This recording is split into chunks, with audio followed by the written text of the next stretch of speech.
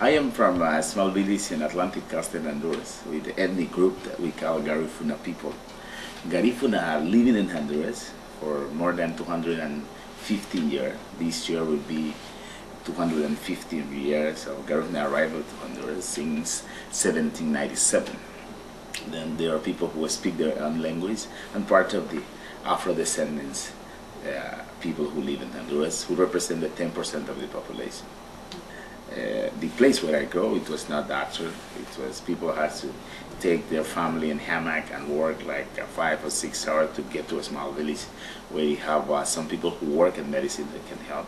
I think this reality gave me some ideas that when I go and then I want to go to med school, it was difficult for me to do it in my country. After I finished my school in the village, I went to the city, even I went to the capital to start to study medicine. It was difficult. Then that's reality become, with my father examples, and I was involved in different other organizations since I was youth, struggling with the community, struggling with our people in the process, demanding the bilingual education, demanding the struggle, supporting the struggle against racism, against the problem of land, then the rights of indigenous and black people and campesinos in the area. Then this give me another background, you know, another reality, another way to think. Then this wonderful opportunity will come to study medicine, and where in the area of where I went to study medicine at Latin American School of Medicine, who was a project created under the philosophy of solidarity among many others young people from more than 48 different countries, educating under the philosophy of solidarity and humanity, gave me better, a strongest philosophy to continue until today to develop in that process of getting healthcare to the communities. City Boya is the small village, but our universe we are attending more than 60,000 people. It's difficult to map the universe because there are more people coming. Since when we arrived to the area, there was just one doctor for all those 68,000 people who were working mostly in the process of administration. Then we brought there more than 14 more doctors and plus another 18. Then we had a big team working there in the area who changed the reality of the people. It was the first time that most of the people in the area have access to the doctor, have access directly to the healthcare in the process of specialized healthcare to attend different other specialty, pediatrician, family medicine, gynecologists, and many other. They're the first time they have even access to the diagnosis like ultrasound lab. Then this has been a great opportunity. The people see the project as a monument of the dignity of this struggle that the people has been doing for many times, and have been decreased the infant mortality and get it very low. I mean, decrease the maternal mortality. It has been very significant for the life of people. All of the doctors were trained in Latin American School of Medicine, but we had to design a strategy how to get some of them. We developed in the area a program of residency for family medicine. Then we had the opportunity to have doctors doing the residency in family medicine. Then we had human resources for 1.5 years. Then they can come and others to do the residency. We work in the process to find the stipend and money for the transportation and food and housing. Then we can keep them working in the community and doing the residency in family medicine, who become a strategy to keep the human resources in the area. All the doctors were trained in Latin American School of Medicine. Then when we select the scholarships, usually we talk about 50% of women, but mostly more than 70% of our students are women, and especially more than 70% of our doctors are women. We are getting now to 80% of our doctors are women in the community, who become give more dynamic to the process and the spirit of healthcare in the community, because our society is a matriarchal society, and the work that women do to support and struggle there for the people are very strong in the community. Then 80% of doctors are women. Then we belong to Organización Fraternal Negra Hondureña, it's called OFRANE. It was the first black people organization who was founded in Honduras, who worked specifically in the struggle to defend the rights of the community, for the land, even struggling for bilingual education, for the who preserve the culture, defending the people in many aspects of the struggle and life.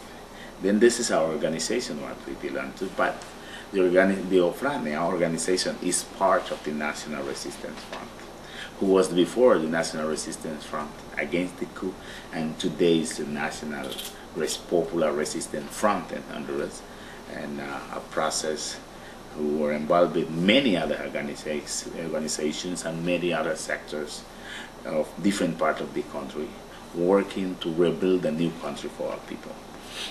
Then this is a process for what we start, even to under all the problem of violation of human rights, assassination of many of the leaders of the campesino in Laguan and many other parts of the country, assassination of journalists and lawyers who work in those processes to denounce the violation of human rights. But the movement is getting more stronger every day, who becomes something, because many people are coming to the movement, even from different organizations, but common people from the country who never participated before in the process of politics, but now they're willing to join the movement to rebuild a new country and to get a better future for our people in our country. We have many youth in the process of the struggle. Many of them are organized under the umbrella of arts, and many youth have been designing. This process has been developing many strategies to struggle. And one of the most strongest strategies is the art.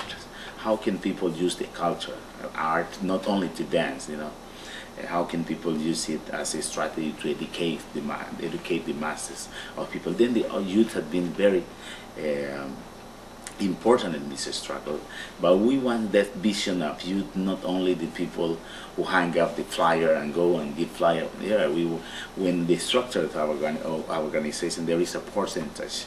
50% of women have to be part of the percentage. Even the people who have to run to the election, 50% have to be women. And another percentage of them got to be youth in this process. Then this is part of the philosophy of the National Resistance Front movement, and many youths have been participating even in the debate, in the process of decision. We have been in the process of organizing, and all over the country there is a youth committee.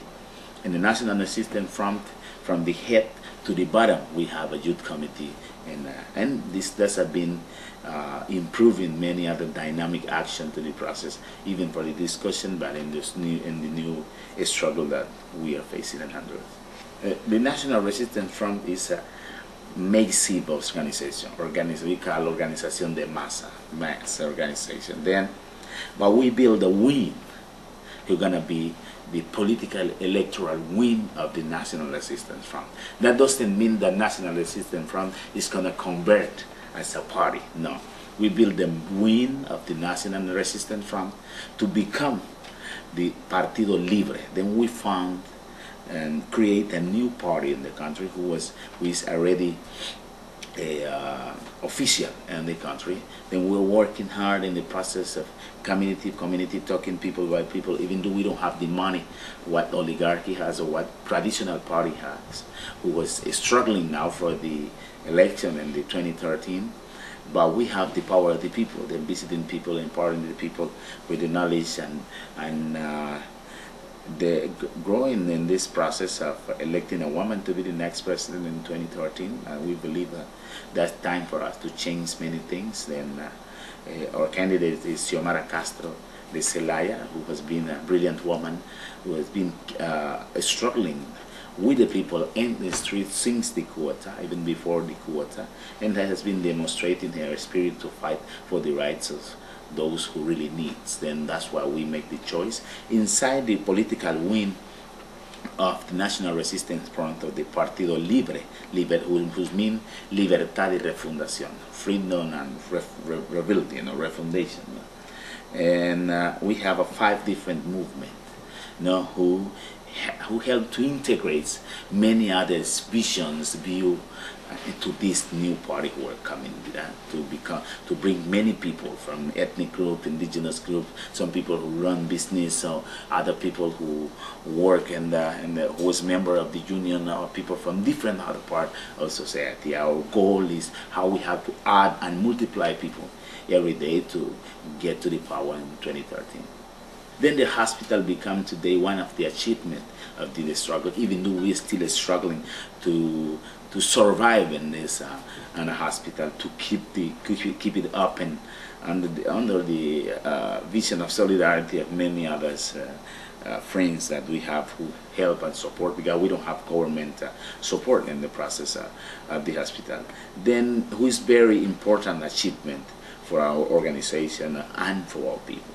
And they join us in the process of demanding to the government that he has to put attention for the process of the hospital. It has been a very long struggle, but we keep moving, keep struggling. We're going to have activity in front of the hospital.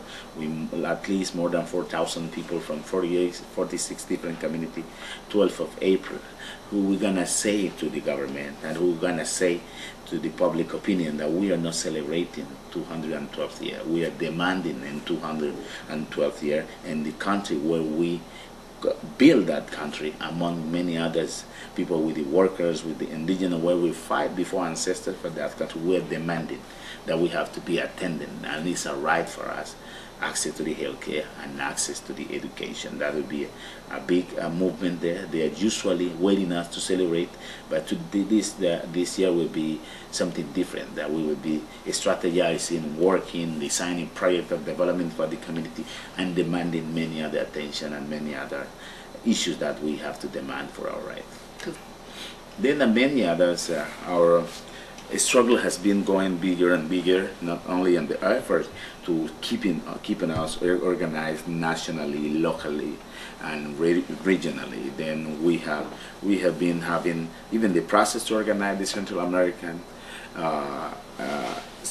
American Black Organization, who is one of our institutions in all over Central America, and work hard in this process that we are moving. We are part of Afro-America 21, who is part of the organization in the diaspora.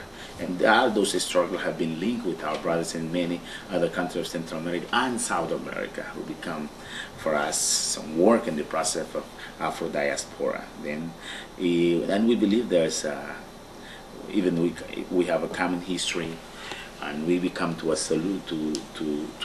agree that we have to look for solution and come. Then we are part of this struggle in this process, and we continue doing our effort, internal effort, that we can be building in our country example to many other struggles in many other parts of the Afro-diaspora.